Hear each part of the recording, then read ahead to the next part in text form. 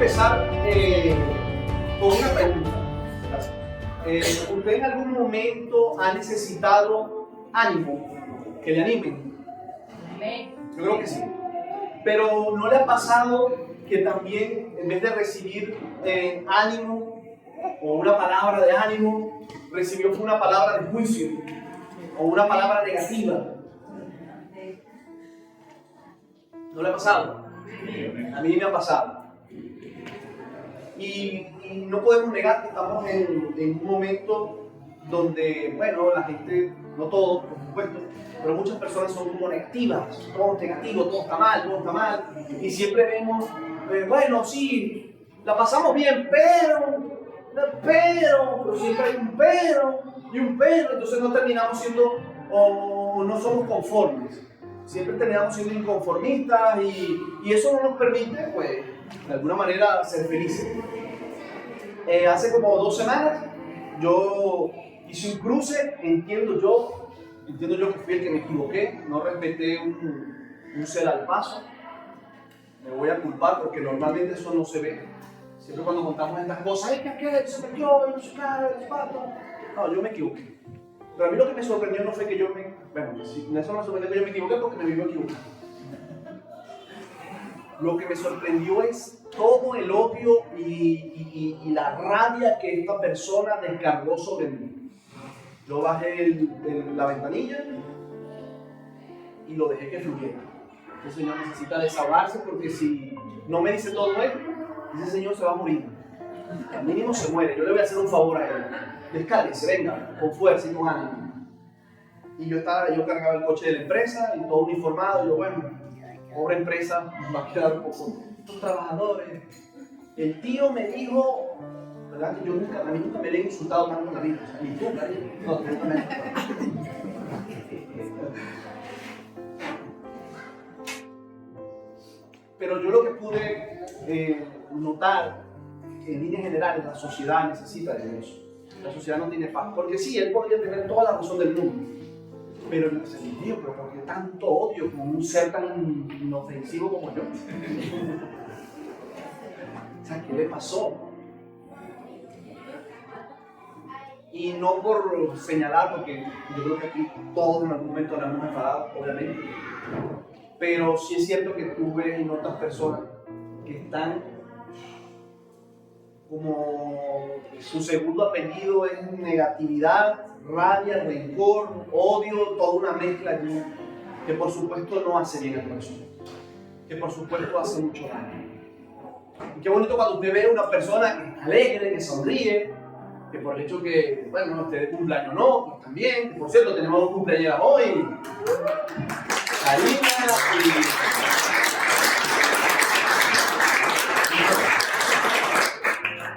Se me olvidó tu nombre. ¿Por qué? Esto ya me está preocupando el tema de los nombres. Erika. 28 y 31, ¿no? 41. Ah, 41. Solo digo. Muy bien. Qué bonito cuando estamos de cumpleaños, estamos alegres, nos dan regalos, pero ¿por qué no vivir todos los días así? Con esa alegría, y ese ánimo, y esa fuerza. O tener personas a nuestro alrededor que nos den palabras de ánimo, como decíamos al principio, y no palabras de juicio. Pero que también nosotros seamos esos que dan palabras de ánimo. Y hay un caso en particular en la Biblia de Job, en el Antiguo Testamento. Y este personaje era un buen hombre, era un hombre de Dios. Y el enemigo quiso atacarlo, y lo atacó, y le robó muchísimas cosas. Le robó familia, le robó todo.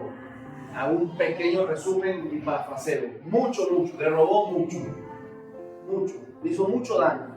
Ahora, lo que quiero destacar de esta historia solamente, más allá de esto, que probablemente todos lo sabemos, la historia de Job, todo lo que perdió este buen hombre, y que también después Dios le restauró todo, y por más. Ahora, lo que yo quería destacar de esta historia es lo que hicieron sus amigos, cuando sus amigos se enteran de todo lo que este tío le estaba pasando.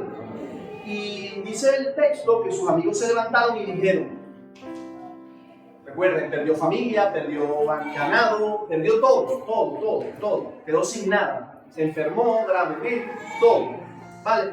Y sus amigos le dijeron, es tu culpa, lo merecías, estás pasando esto debido a tu pecado.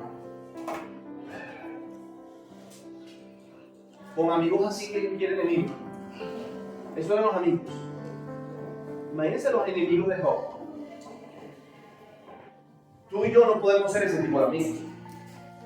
Que vemos a una persona pasándola mal y nosotros le señalamos allí, o sea, peor aún le podemos, como dice el dedo en la llaga allí.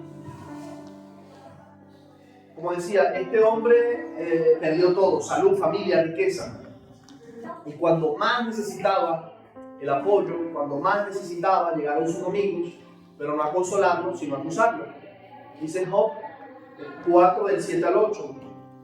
Dice, recapacita ahora, ¿qué inocente ha perecido?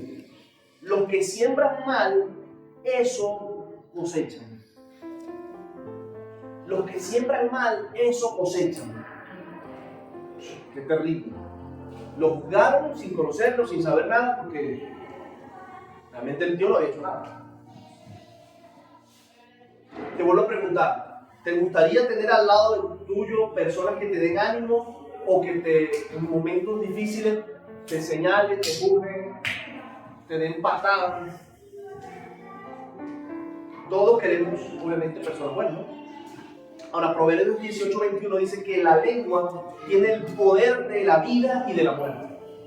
Lo que sale por nuestra boca, sabemos que tiene poder para vida o para qué.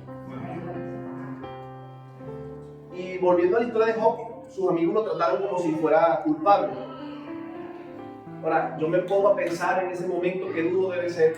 Ya está pasando todo lo que está pasando y más aún tus amigos, en vez de apoyarte o simplemente escucharte, te terminan de condenar y te terminan de señalar. Pero Dios le dio, Dios en esa situación particular, relata el texto que no se quedó callado. Dios responde, mi furor se ha encendido contra ustedes porque no han hablado lo recto. Porque no han hablado lo recto. Necesitamos más que nunca ser personas que hablen lo recto. Que hablen lo recto. Usted y yo nos podemos engañar, pero a Dios no lo podemos engañar. Usted y yo podemos mentirnos, pero a Dios no le podemos mentir. Y Dios no es un Dios de usted tiene que tenerle miedo. O, ay, me va a... No. Que al final son consecuencias negativas que nos traen a nosotros. Que nosotros mismos atraemos a nosotros mismos. Y uno de los puntos que yo quiero resaltar en medio de este mensaje, que todos en algún momento de nuestras vidas, o siempre, estamos librando una batalla que no vemos. Hay personas a tu alrededor que están librando batallas que no las estás viendo, que yo no las estoy viendo, que yo las desconozco, que yo no lo sé.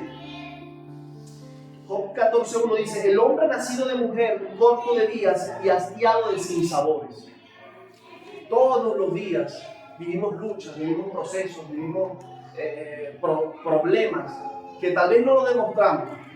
Cada persona que tal vez entra en ese lugar o que entra por esa puerta y sonríe, y usted y yo creemos que todo está bien, porque aquí también tenemos, entre comillas, si se puede decir así, esa mala costumbre de que te pregunte, ¿cómo estás? Lo decimos como por repetición, por tradición, ¿cómo estás? Bien, todo bien. Y si usted tiene muchos años en la iglesia, pues usted responde, muy bien, en victoria. Y usted por dentro se está muriendo. Porque van a pensar de mí, una mujer, un hombre de fe. ¿Qué va a pensar María, José, el hermano, el pastor? ¿Qué va a pensar de mí? Como yo voy a decir que no estoy bien. Yo tengo que tener ánimo y fuerza, porque Dios está conmigo. ¿Qué van a pensar? Pero resulta que eso te está haciendo daño, que me está haciendo daño. Pero yo considero también que eso es a raíz de nosotros mismos, de nuestro mismo comportamiento. Hasta nuestro mismo comportamiento, insisto, eclesiástico, que entramos por esa puerta y tenemos que demostrar que eso es lo que no somos, que tenemos que sonreír por sonreír. No digo que sí, que sonreamos, que abracemos. Pero hay momentos que necesitamos decir, sí, mira, no estoy bien. No estoy bien.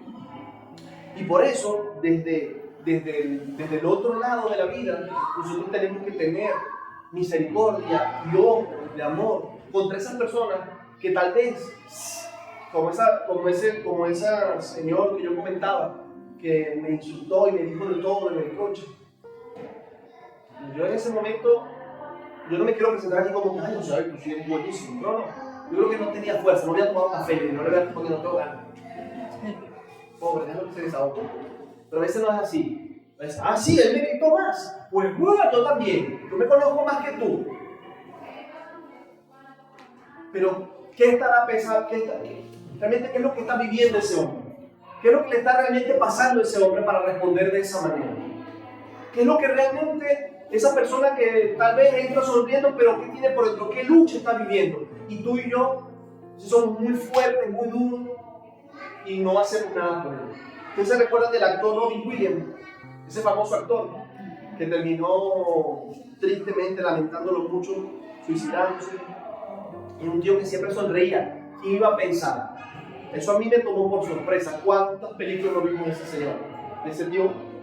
Y la mayoría, pues, que nos hacían reír, que nos causaban nostalgia. Tú no, es más, su círculo cercano tampoco lo sospechaba. Pero tú y yo tenemos que estar claros, y como punto 2, es que el ánimo debe ser una responsabilidad espiritual. ¿A qué te refieres, José Gabriel?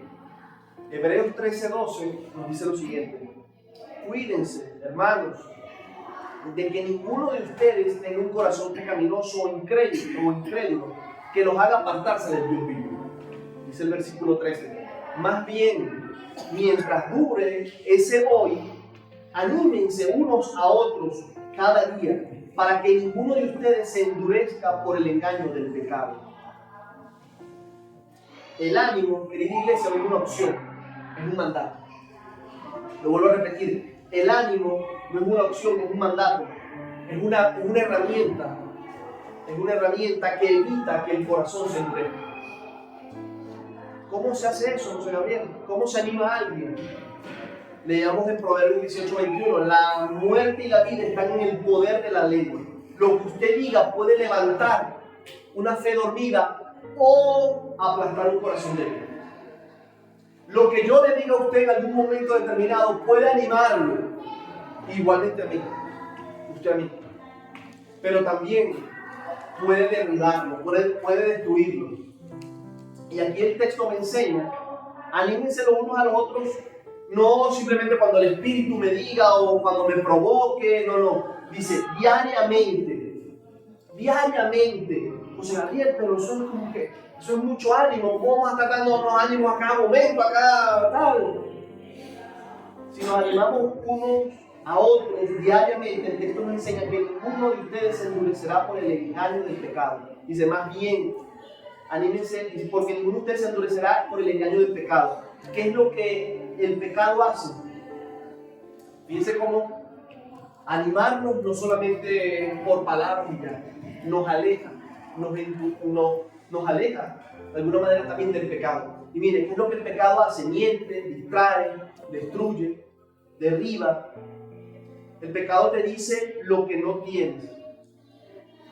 El pecado te dice, tú nunca vas a ser feliz.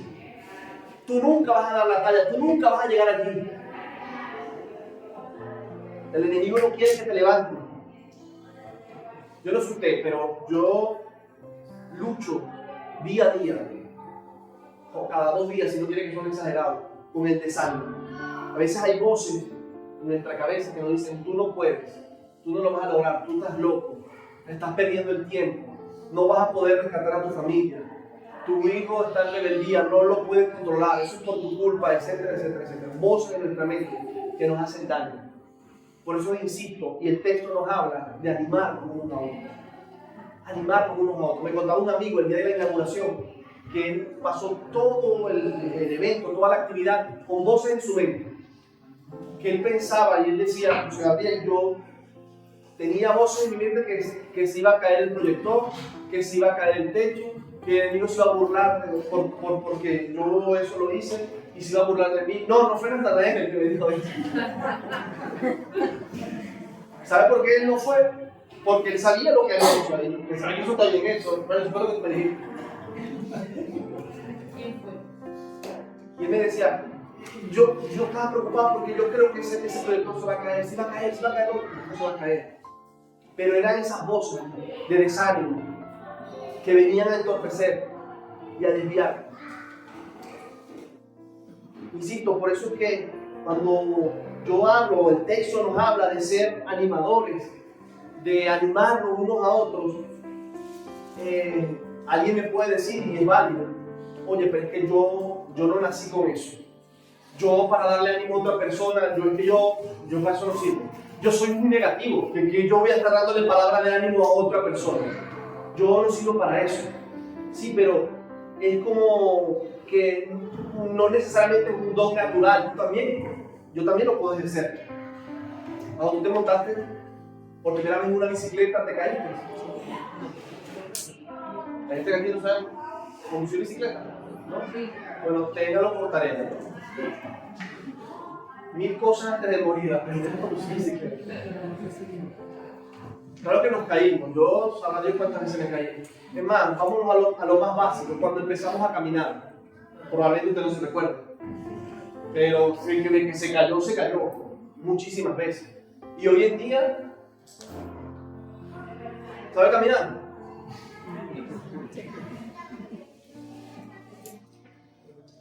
Todos sabemos caminar. Por lo menos todos los que estamos aquí caminamos. ¿Por qué? Porque lo practicamos. ¿Cómo se hace eso, José Gabriel? Si usted piensa algo bueno de una persona, bueno, por favor, bueno, dígaselo. Es que yo no sirvo para animar, yo no sirvo para este texto, esto no va conmigo. Díselo. Todos aquí hemos pensado algo bueno de alguien. Empezando por nuestra propia familia, empezando por nuestros propios hijos, por nuestro cónyuge. Díselo. No solamente diga cuando se le quemó los huevillos, cuando el arroz está ahí mal, que se pegó, que está, las patatas no quedaron. Porque tenemos esa mala costumbre. Si usted está casado, si usted tiene hijos, si usted lidera un grupo de la iglesia, o es parte de un grupo de la iglesia, no tenemos ni idea cómo nuestras palabras de ánimo pueden bendecir a alguien, cómo pueden ayudar a alguien. E insisto, a lo mejor usted no se da cuenta, yo no me doy cuenta, porque esa persona viene sonriente, todo está bien, sí, todo bien, en victoria, y si es más evangélico, en victoria, nada de malo, gloria a Dios. Pero por dentro se está quemando. Anímense unos a otros. Efesios dice el versículo 29, ninguna palabra corrompida salga de vuestra boca, sino la que sea buena para la necesaria edificación, a fin de dar gracias a los oyentes. ¿Se puede vivir así? Yo me he preguntado esto. Yo cada vez que leo este texto que es muy conocido, ¿se puede vivir así?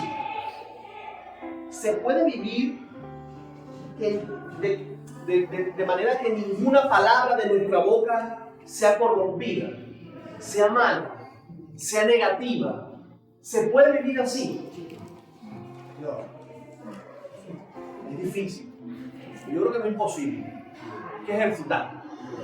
Yo venía, obviamente, intencional a predicar esto. Y todos estos últimos días, y sobre todo la media hora antes de salir para la iglesia, dije, seré intencional en que ninguna palabra de mi boca salga corrompida contra mis hijos, que no se apuran y que dejaron todo desordenado. ¿Y no lo logré? Y no lo logré. Bueno, corregir a nuestros hijos no tiene que ver con ellos. Vale. Entonces que usted le diga, mira, por favor, recoge tus cosas, ordena tu habitación. Eso hay que decir. ¡Que tú eres un malnacido! Oh, eso no. Eso no. Es complicado. Yo creo que, por supuesto, es complicado. Pero yo también estoy claro y estoy convencido que esta manera de vivir intencional, de animarnos unos a otros, de que no salga de nuestra boca malas palabras, puede revolucionar, puede cambiar tu matrimonio, puede cambiar tu familia, puede cambiar tu ambiente de trabajo, puede cambiar, tiene el poder de cambiar. Ahora nosotros queremos que cambie ese ambiente en mi hogar, en mi familia, en mi trabajo. Lo queremos, sí, yo lo quiero. ¿Es complicado? Es complicado. ¿Es imposible? La palabra de Dios. Yo no puedo decir que es imposible, pero es difícil. Pero lo necesitamos intentar. Lo necesitamos intentar. Yo creo que tú y yo tenemos grandes cosas por hacer en esta ciudad, en esta nación, en tu familia. Y todo comienza por la palabra, por la boca. Hablábamos hoy en el discipulado. Tal lo que piensas, eso eres. Lo que tú piensas, así actúas. Necesitamos, la palabra era, me olvidó, transformar nuestra manera de pensar para que cambie nuestra manera de vivir.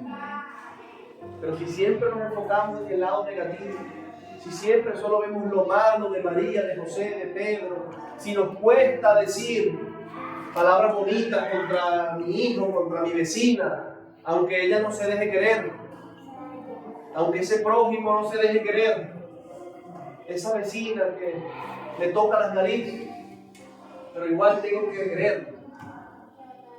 Sí se puede.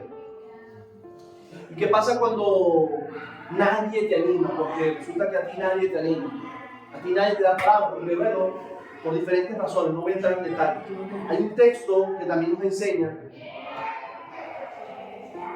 y está en 1 Samuel 30, y es una historia que seguro muchos conocen. Pero fíjate, a veces las personas que más necesitan ánimo, porque vemos al lado, vemos a la persona que conocemos y tal, a veces las personas que más necesitan ánimo somos nosotros mismos. Somos nosotros mismos. Y Dios nos dejó una herramienta para eso, una herramienta poderosa, una herramienta que tiene la capacidad de cambiar nuestras vidas. Y es la oración. ¿Has escuchado esa palabra? Oración. Oración. Mira, el texto que les citaba en 1 Samuel 30 es una historia que nos enseña, de alguna manera, a animarnos a nosotros mismos. Y para darle un poco de contexto, David, el rey David, si usted lo recuerda, era un guerrero pues, muy valioso de Israel, etc. Y su ejército, en una de sus batallas, de sus situaciones, llega a su casa, en Siclag, y el enemigo había quemado, había sitiado toda la ciudad. Y no solamente eso, también se habían llevado a sus familiares, se habían llevado a sus mujeres, a sus hijos. Imagínense la terrible situación y lo que él estuvo, o lo que tuvo que haber estado pasando y pensando ese hombre. Que tú llegas a tu casa, a tu lugar, y encuentres no solamente que todo quemado, todo destruido, no solamente eso, sino que no está nadie.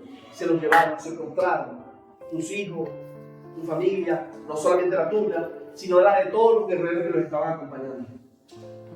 Imagínense ese momento tan difícil y tan duro que estaba viviendo ese hombre. Él sobre todo digo porque él era el líder.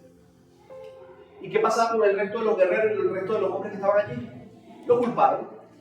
Lo culparon por tu culpa, por tu culpa. De repente todos están llorando, todos están sufriendo. En momentos de emociones así muy a flor de piel, decimos cualquier disparate. Allí no hay palabras de ánimo precisamente. Allí florece el corazón herido, lastimado, cargado, lo que sea, sufrido, porque me imagino lo que estuvieron pasando, o creo imaginarlo, y ellos deciden, vamos a matarlo, él es el culpable de que nuestra familia se haya perdido, que se haya quemado todo, vamos a matarlo, hay que matarlo. Y exactamente en el versículo 6, dice, David estaba ahora, dice el texto, en gran peligro, porque todos sus hombres estaban muy amargados por perder a sus hijos e hijas, y comenzaron a hablar de apedrearlo. Te vuelvo a poner el contexto, no eran cualquiera personas normales como seguramente usted y yo, eran guerreros acostumbrados a la violencia, a resolver las cosas como es. como no es. Y en medio de ese sufrimiento, de esa rabia, ¿qué hacemos? Buscamos un culpable. Buscamos un culpable. ¿Quién no le ha pasado eso? En medio de tu problema personal, en medio de tu situación, buscas un culpable.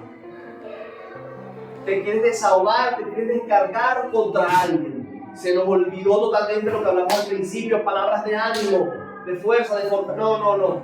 Me voy a descargar en alguien. Tengo rencor, tengo dolor. Pero ¿qué es lo que hizo David? ¿Qué es lo que David hizo? La Escritura dice, pero David encontró fortaleza en el Señor su Dios. Pero David encontró fortaleza en el Señor su Dios. Esa frase, encontró fortaleza, viene del hebreo que se pronuncia chatak. Y significa, o el significado, se está hablando, o sea, el significado es que te hablas a ti mismo, que tienes que ser fuerte tú mismo y decirse a uno mismo que tiene que ser fuerte. En otra versión de la Biblia habla, pero David se animó a sí mismo en el Señor su Dios. Él se animó a sí mismo, él se habló a sí mismo. Él se dijo a sí mismo que la fidelidad de Dios era cierta. Esto se dice muy rápido y muy fácil. Pero en el momento que no tienes trabajo, en el momento que la estás pasando difícil, que no tienes un duro para pagar el alquiler, que no tienes un duro para pagar la luz, que tienes problemas en tu familia, allí es donde tenemos que sacar el carácter verdadero que Dios nos demanda que tengamos. Y decir, mi fortaleza está en Dios. Yo me animo yo mismo en el Señor. Él se construyó, por decirlo así, a sí mismo en las cosas de Dios. Aunque con sus ojos no veía esperanza, veía desánimo, veía ruina, fuego, desastre. Pero él decidió coger fuerzas en el Señor, animarse a él mismo. En ese momento no iba a venir ningún guerrero a decirle, tranquilo David, venga, yo estoy contigo, vamos, si se puede. No, y a veces nos pasa así a nosotros. No vamos a tener a nuestro alrededor a alguien que nos dé esa palabra de ánimo que necesitamos. Pero siempre vamos a tener al Señor. Pero siempre vamos a tener a Dios. Si tú quieres trabajo, si tú quieres orar, si tú quieres realmente decidir clamar a Él y decir, Señor, yo descanso en ti. Yo recojo fuerzas en ti. En momentos difíciles. Me encanta porque el martes pasado una persona comentaba un testimonio y decía que su hijo estaba pasándola muy mal. Tuvo una enfermedad muy difícil, un problema de salud muy grave. Y él normalmente decía que era, bueno, había criado una familia católica, iba a la iglesia católica a rezar. Pero dice que no, que eso no le llenaba. Que él se fue solo para un lugar aparte y le pedía a Dios directamente. Yo necesito que tú me ayudes en su oración, en cómo él lo hacía, cómo él sabía hacerlo, o como en ese momento le nació hacerlo. Y ahí está la clave. La fortaleza que necesitas solamente te la puede dar Dios. No te la va a dar la religión, no te la va a dar María, ni Pedro, ni José. Hay momentos donde tú y yo vamos a estar solitos y necesitamos encontrarnos con Dios. Y fíjense lo que sucede después de esto, en el versículo 8. Entonces David le preguntó al Señor, ¿debería perseguir a esta banda de asaltantes? ¿Los atraparé?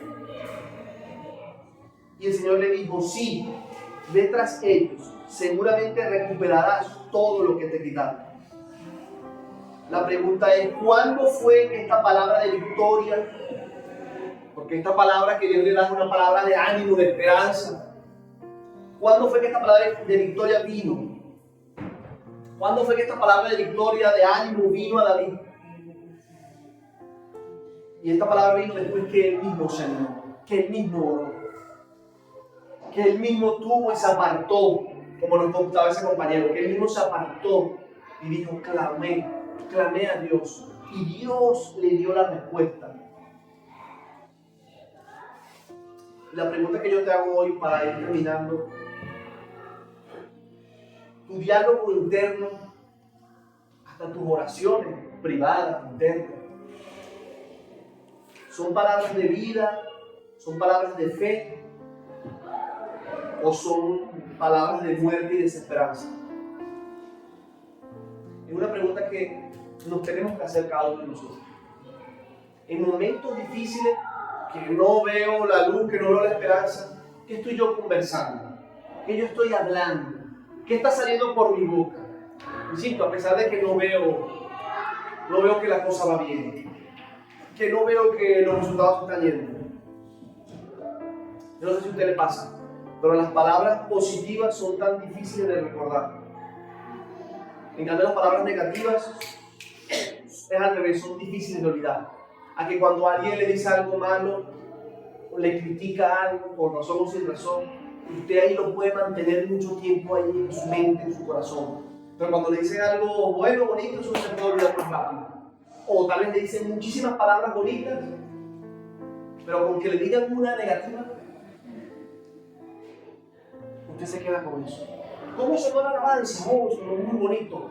Pero el bajista, y nos quedamos con el bajista, se fue el tono del bajista. Y nos quedamos y nos machacamos que yo, que vi, que fue por mi culpa, por mi gran culpa, por eso ruego. Porque lamentándolo mucho, esas palabras tienden a quedarse vivas. Miren, los neurólogos, y esto lo ha detectado la misma ciencia, no es un invento mío, dice que su cerebro está casi predispuesto a aceptar lo negativo inmediatamente. Usted le dice algo negativo y usted lo capta inmediatamente. En cambio, cuando le dicen algo positivo, dice que el cerebro toma al menos 15 segundos en enfocarse en eso positivo que le están diciendo. Imagínense la lucha interna que tenemos. Cuando te dicen algo negativo, lo captas y te lo guardas. Dependiendo de tu manera de ser, tu carácter, tu personalidad, te lo guardas. Pero cuando te dicen algo positivo, 15 segundos. Eso lo podemos ver muy reflejado en los matrimonios. Mi amor, toma, te traje esta flor. ¿Y eso? O sea, hay mujeres que le 15 segundos para analizar. ¿Qué hiciste?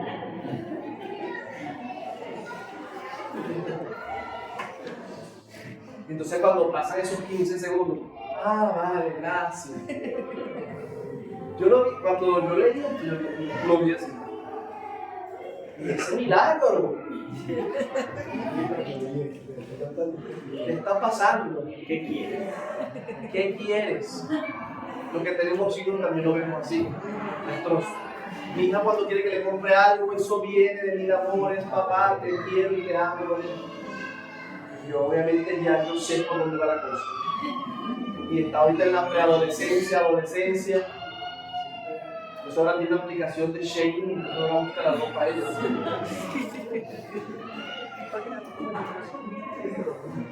Sí, yo decía, bueno, por lo menos en Shein, que es más económico. Y me dijo, no, papá, ya llevo 150 euros en el kilo. Es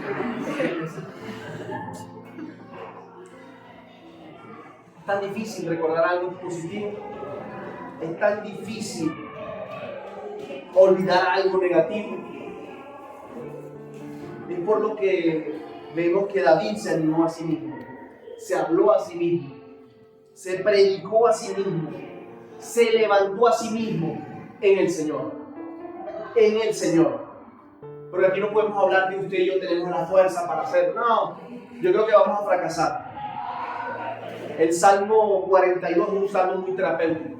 Podemos ver que David estaba pasando un proceso de depresión o de desánimo. Y él dice en el versículo 5, él se está hablando: ¿por qué te abates, oh alma mía, y te turbas dentro de mí? Se hace preguntas: ¿por qué te está pasando esto? ¿Qué me está pasando? ¿Qué fue lo que me dijeron de niño? ¿Qué fue lo que me dijeron de adulto? ¿Qué fue lo que me dijeron de... ¿Qué es lo que está pasando? ¿Por qué actúo de esa manera? ¿Por qué te abates? ¿Por qué estás tan dolida? ¿Por qué estás tan desanimado? ¿Por qué estás tan deprimida? ¿Por qué estás tan cargado? ¿Por qué estás tan cargada? ¿Por qué me siento tan desconectado? ¿Por qué siento que no avanzo? ¿Por qué me siento estancado? ¿Por qué el temor me está abrumando tanto? Y dice, continúa ese salmo, espera en Dios, porque aún he de alabar, salvación mía y Dios mío. Él identifica, pero también se responde, espera en Dios, espera en Dios.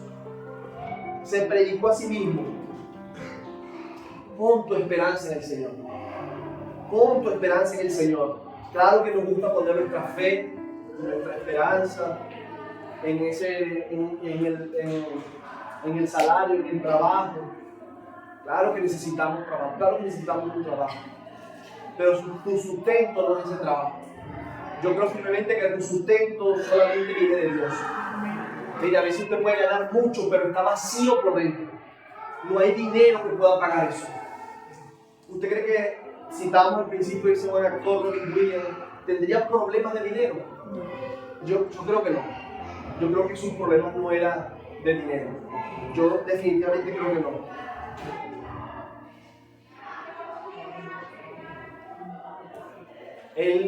David no se dijo a sí mismo, y por favor no te lo digas tú tampoco.